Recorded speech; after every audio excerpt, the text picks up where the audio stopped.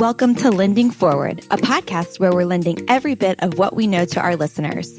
From real conversations and lessons learned deep within the industry to education and forward thinking. Together, we're lending forward. And as always, don't forget to subscribe to our channels and connect with us on www.atlanticbay.com. Atlantic Bay Mortgage Group, LLC, NMLS number 72043, NMLSconsumeraccess.org is an equal opportunity lender located at 600 Lynn Haven Parkway, Suite 203, Virginia Beach, Virginia, 23452. Welcome to another episode of Lending Forward. I'm your host, Taylor Ellard, and joining me today is Rebecca Lorenz with Ninja Selling. So welcome, Rebecca. We're excited to have you.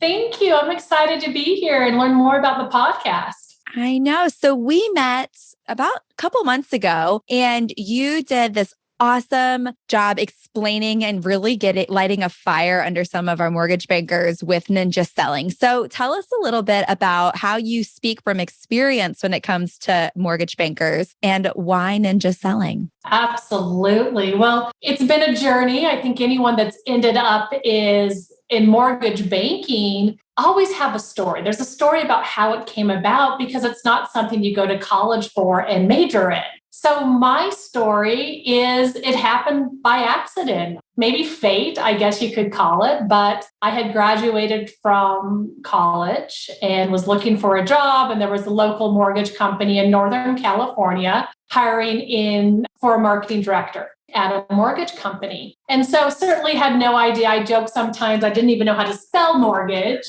And I jump in, right? And then like any of us in mortgage, it progresses and you learn different skill sets. And I was really drawn towards sales and origination and ended up there. But you were asking, really, how does that lead to originating and origination? And my journey as I was originating, I have 3 kids. And maybe some of you on the podcast can really relate to this, but I was just on accident. I mean, hair on fire, getting up in the morning thinking, oh man, I don't know what today holds, but it's going to be wild. It's going to be crazy. And everything I did was just trying to keep all the balls in the air as a mom and a wife and owning investment properties and an originator, serving our clients, as a mortgage banker, but also serving my referral partners.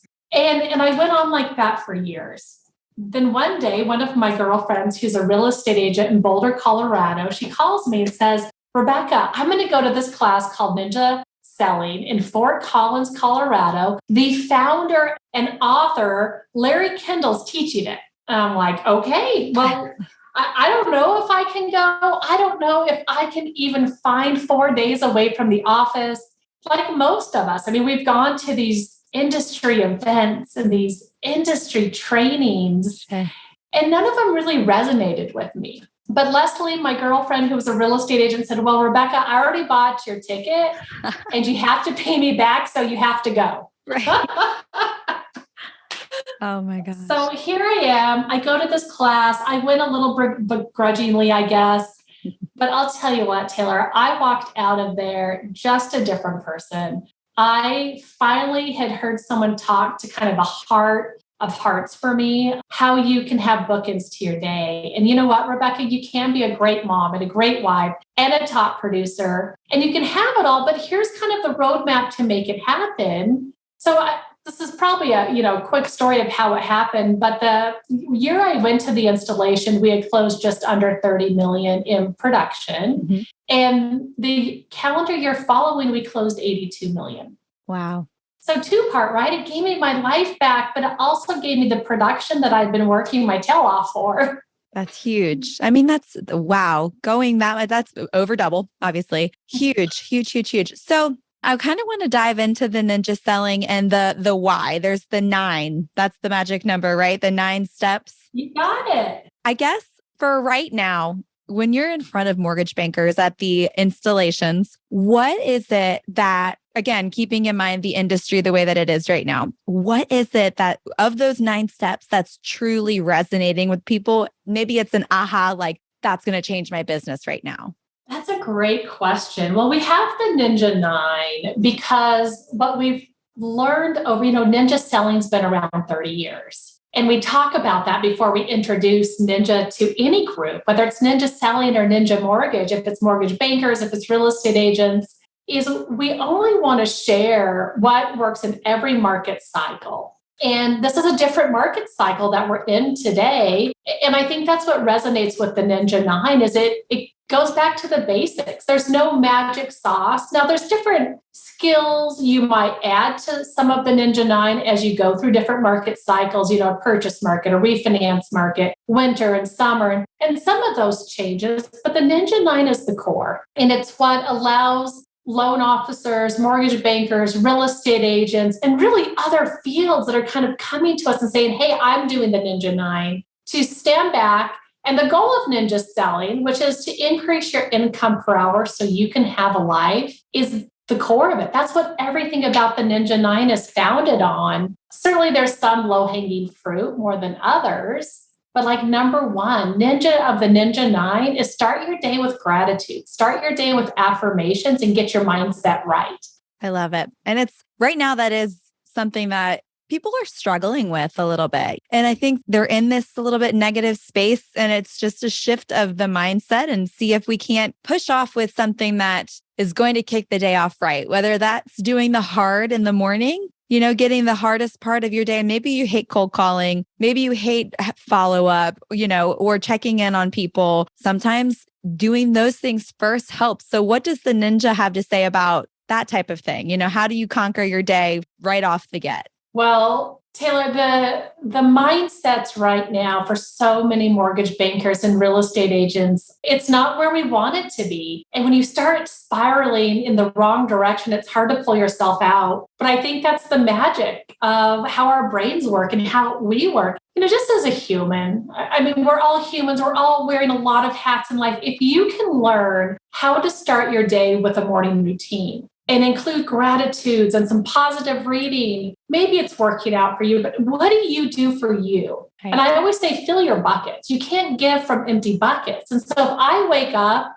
pre-Ninja Rebecca and I'm grabbing my phone, looking at it, the hair on fire, and I'm trying to be everything to everybody all day long, I'm going to burn out. And I'm not only am I going to burn out at the end of the day and give my family what's left of me and not the best version of me. That's not fair. Right. But I don't think it's sustainable. I mean, I want to be in this field 40 years. And if I don't have balance, that's not going to happen. And it's kind of that 50,000 foot view. But what we forget is, it goes down to not only monthly, but weekly and daily, who I show up as every day. Yeah, it's so important. And life is too short, right? So I do think there is a reason to put bookends on your day. I truly do. And for the fear of burnout, if nothing else. But so that was number one. Give us some skinny on the others just so we can take those nuggets and put them into place.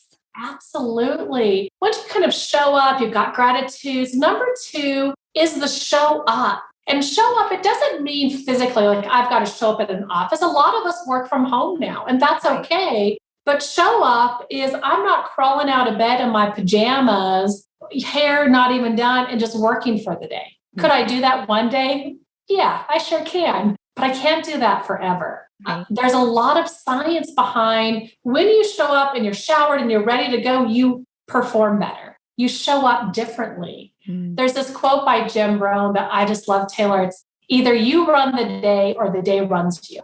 Mm-hmm. And that's what Habit 2 is about to me. I time block, I manage my day. I don't allow distractions. I don't jump on social media just to be a zombie. And right now, when we're saying loan officers, mortgage bankers are having some mindset struggles and, what should I be doing? And, my phone's not ringing. I guess I'll leave at 1:00 today and go golf or head on home. If you don't have anything to do at 1:00 today, I think that means you have everything to do. And that's what Habit 2 is all about. And then we go into writing 2 personal notes.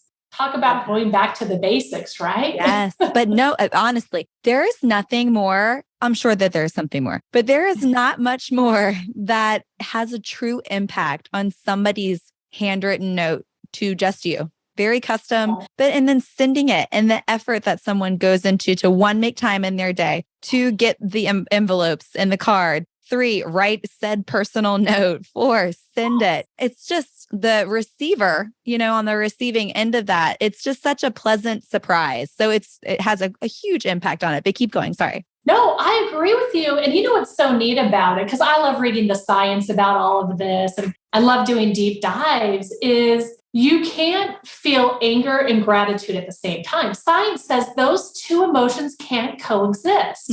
So if something derails me and I get in a funk, which, we all do, I'm okay with being human and admitting that now in my life, I can write a note of gratitude to somebody and it's going to help me shift. So I'm not in that funk all day or all week. So it's the gift is to the giver and the receiver, which there's not many things that offer that.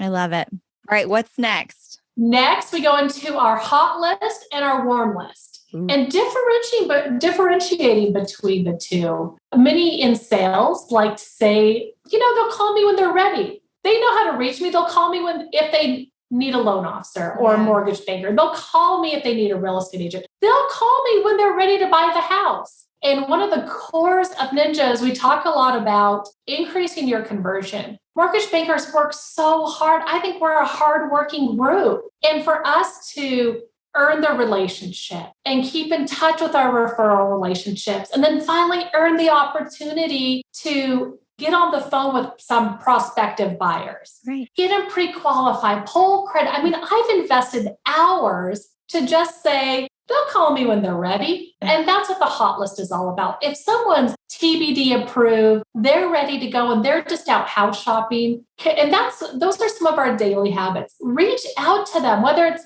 once a day, once a week, stay top of mind to not only them, but also their agent. I mean, think about right now with some interest rate changes. I'm calling those on my hot list saying, hey, rates have gone up. This is really where we're looking as far as purchase price right now. And of course, if that price goes down, they don't want to hear it, but that's part of our job and our responsibility. There's nothing worse than not communicating. Our buyers going under contract. We're like, oh, I should have called you. You don't qualify for that anymore. So the hot list lets us have great relationships, increase conversion. And then the warm list, like what's the difference? Well, the hot list are those closing in less than 90 days.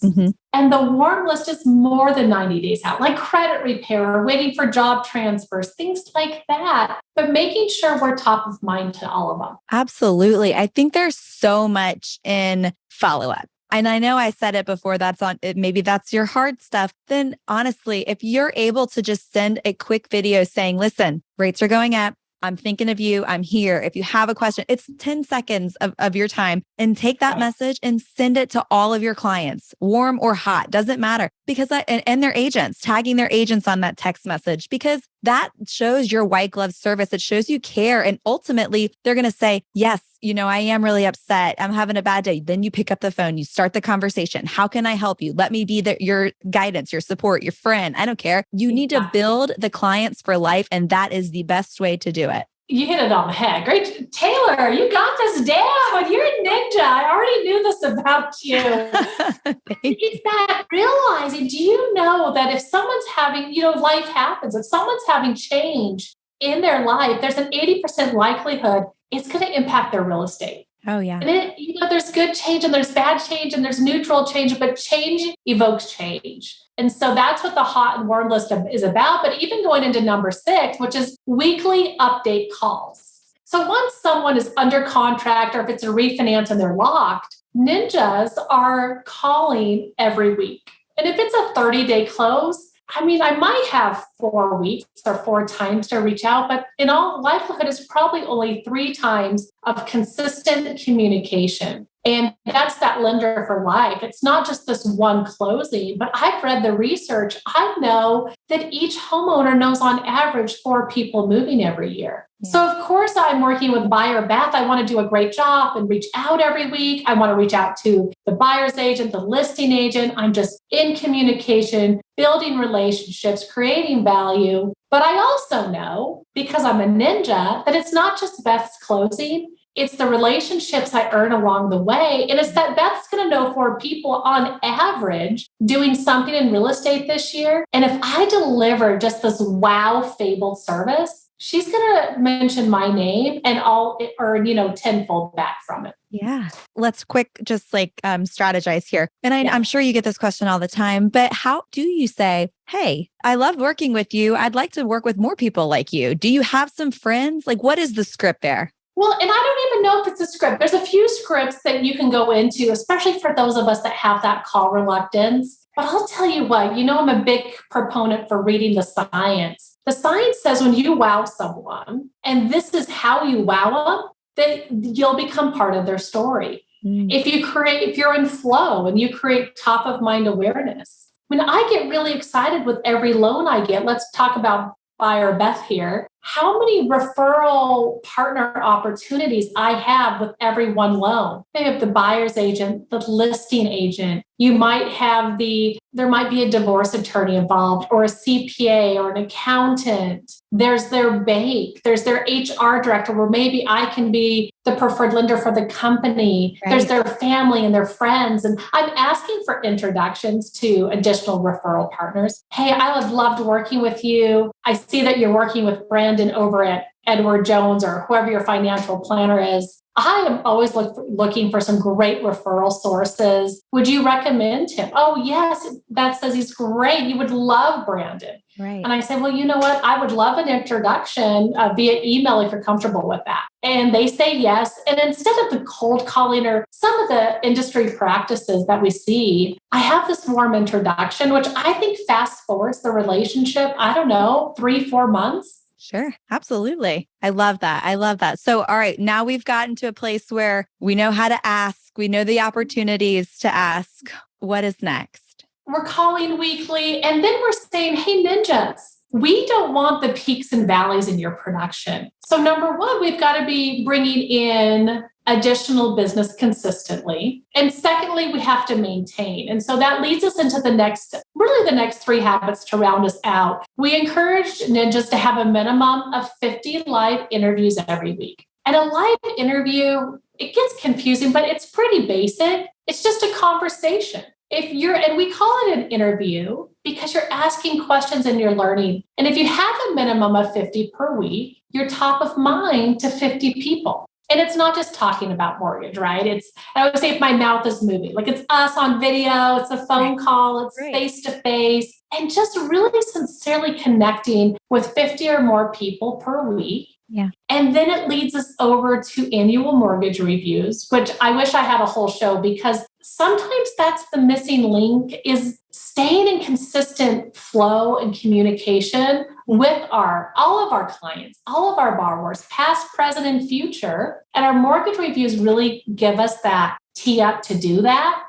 And then I'll round up the Ninja 9 is updating your database. Habit 9 of the Ninja 9. If I'm sending 10 cards every week, if I'm calling and giving updates, my hot list, my warm list, my under contract, and I'm talking and connecting with 50 or more people every week, you would think I'd have a lot of opportunities to add to my database and update so I'm in flow with more people. Yeah. So important. They're all so important. It's hard to lay precedence on which one is more important than the other. But I would say, if you do nothing, it's definitely making sure that you're top of mind. And that is pouring into your people each week, pouring into your leads each week, pouring into your database and making sure that you are reaching out in a timely, fashionable manner and knowing when to ask for referrals. Right. It's huge. What else? Tell us how you're lending forward this year. I'm going to ask you that. Ooh, lending forward. I would say this from Ninja Mortgage, and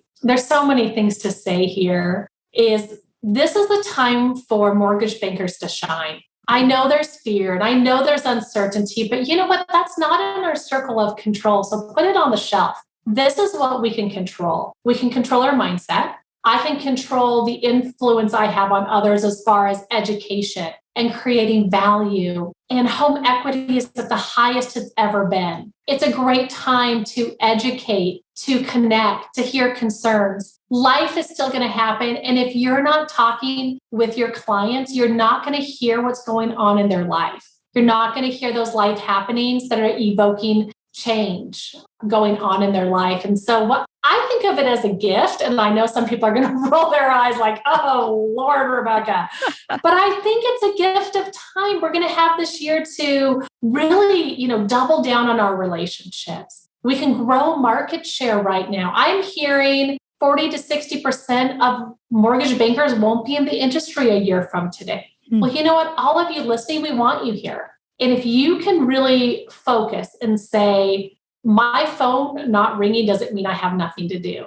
I'm going to grow market share. I'm going to grow relationship. I'm going to plant those seeds. I think that's how you lend it forward. I love it. I absolutely love it. Well, for those of you who are interested in ninja selling, I know you sell it on Amazon, but I definitely think it's worth reading and getting to a place where you're comfortable with the uncomfortable and making sure that growth is your number one goal moving forward. And I really just appreciate your time. So thank you for being on Lending Forward, Rebecca. Oh, thanks so much for having me.